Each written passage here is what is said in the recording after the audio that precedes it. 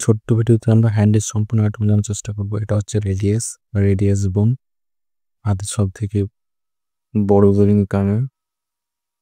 এর পাশেই আমরা দেখতে পাচ্ছি তার পাশে থাকে আলনাগুন।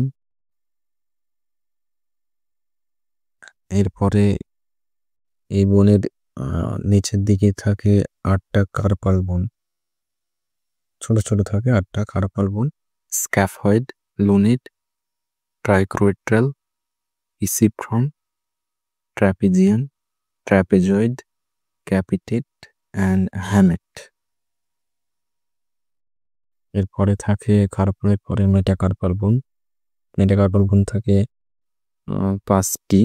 ফার্স্ট মেটাকার্পাল, সেকেন্ড মেটাকার্পাল, তারপরে থাকে থার্ড, ফোর্থ, আর লাস্টে থাকে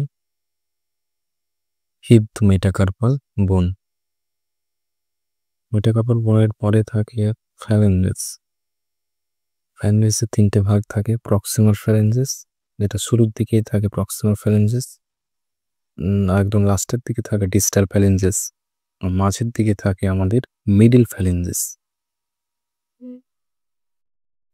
এরপরে আমরা বিভিন্ন জয়েন্ট দেখতে পাই বোনগুলোর মাঝে। এটা হচ্ছে রেডিও আলনার জয়েন্ট।